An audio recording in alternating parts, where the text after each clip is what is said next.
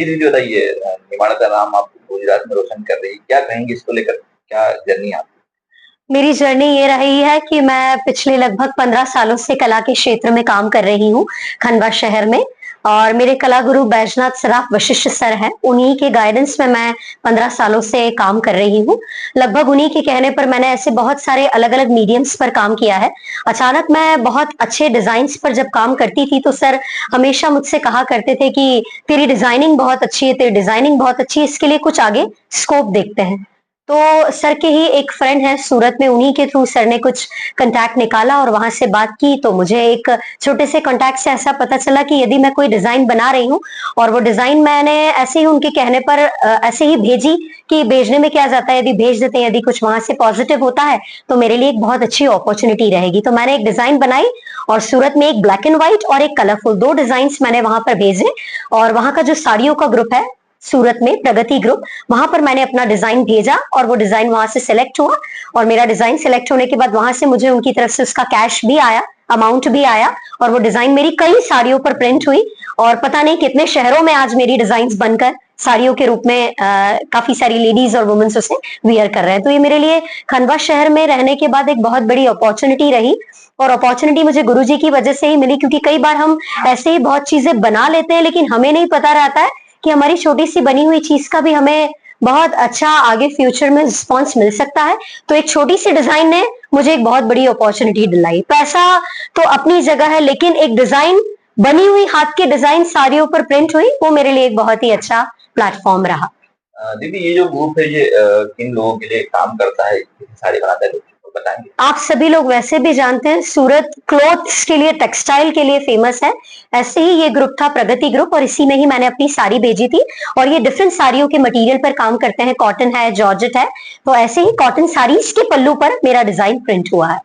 क्या कहेंगी, कैसा सफर रहा आपका इन 15 सालों में? आपने क्या देखा? बहुत अच्छा सफर रहा, बहुत छोटी-सी थी, तब किसी के थ्रू पता चला था कि खंडवा में कोई कला गुरु हैं और एक बेसिक स्केचिंग के साथ मैंने अपना आर्ट फील्ड का जो कह सकते हैं स्टार्टिंग वो किया था और वो इनके पास किया जिसमें मैंने बेसिक स्केचिंग सीखा, देन वाटर कलर सीखे, चारकोल सीखा, ऑयल पेंटिंग पर काम किया, एक्रेलिक पे काम किया, सभी अलग-अलग डिफरेंट सब्जेक्ट्स पर काम किया, लेकिन सबसे ज्यादा जो इंटरेस्ट रहा शुरू से वो डिजाइनिंग में रहा और वही डिजाइनिंग फील्ड रंगोली में, डिजाइनिंग में, मेहंदी में, साड़ियों पर, कुर्तों पर, फैब्रिक पर अलग-अलग पैटर्न में ट्राई किया और सभी में कुछ नया एक्सपीरियंस रहा, लेकिन सबसे अच्छा एक्सपीरियंस जो रहा वो कपड़ों पर रहा। जो मैंने फैब्रिक में ट्राई किया था वो उन्हें पसंद आया और वो सिलेक्ट हुआ।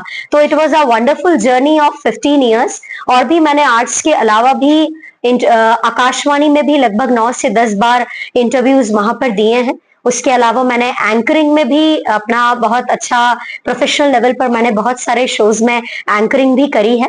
तो आर्ट एक बहुत अच्छी फील्ड है और मेरा एक बहुत अच्छा सफर यहाँ पर रहा कला गुरु बैजनाथ सराफ सर की रंगाकृति क्लासेस में। कई जगहों पर मैंने एक निर्णायक की भूमिका भी, जैसे दैनिक भास्कर हो गए, नई दुनिया हो गई, बहुमंडल के अलग-अलग प्रोग्राम्स हो गए, ऐसे कई प्रोग्राम्स में भी मैंने एज ए निर्णायक की भूमिका पर अपना काम किया है। इसके अलावा बैंगलोर में, दिल्ली में, भोपाल में अलग-अलग जगहों पर मैंने आर्ट एग्जीबिशंस में भी पार्टिसिपेट किया। बैंगलोर में मुझे ऑसम आर्टिस्ट अवार्ड से भी फेलिसिटेट किया गया मेरी पेंटिंग्स पर। मेरी पेंटिंग्स कोलकाता के अच्छे ऑर्फनेज में भी एग्जिबिटेड है और मैं बहुत अपने आप को ऐसा खुशकिस्मत समझती हूँ कि खंडवा में भी ऐसे गुरु हैं और यदि आपको सच में एक अच्छे गुरु का गाइडेंस मिलता है तो आप जीवन में बहुत अच्छा आगे बढ़ सकते हैं।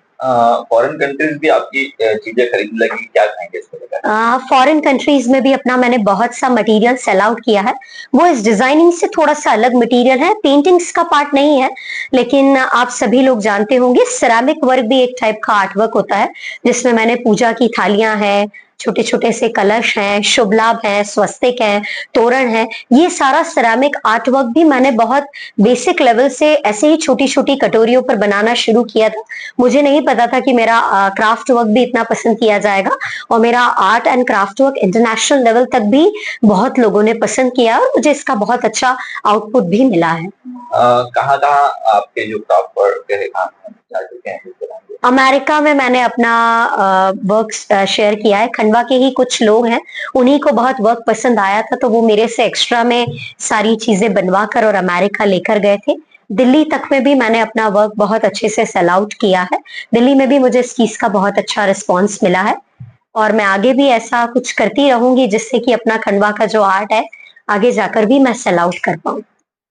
और क्या अच्छा क्या अभी क्या करना चाहेंगी? आगे कहाँ जाएँगी? आगे मैं जो भी अपना करियर है वो आर्ट फील्ड में ही सेट करना चाहूंगी क्योंकि बड़े खंडवा तो छोटा शहर है लेकिन खंडवा में भी आप जैसे गुरु का गाइडेंस मुझे मिला तो मैंने छोटे शहर में रहकर भी अपना नाम कमाया है और आज लोग मुझे पहचानते हैं क्योंकि मैं 9 सालों से टीचिंग फील्ड में भी रही हूँ और मैंने भी बहुत बच्चे तो नहीं बट हाँ काफी बच्चों को मैंने ट्रेन किया है आर्ट की फील्ड में।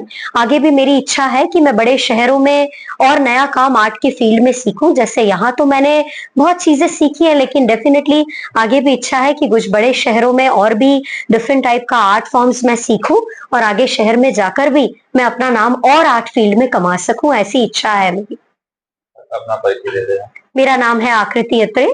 मैं खंडवा शहर से ही हूँ। पिछले 9 वर्षों से एज ए टीचर उदार इंटरनेशनल स्कूल खंडवा में वर्क कर रही हूँ और कलागुरु बैजनाथ सराफ वशिष्ठ के अंडर ही मैंने काम किया है और उन्हीं के सानिध्य में कई बच्चों को तैयार किया है।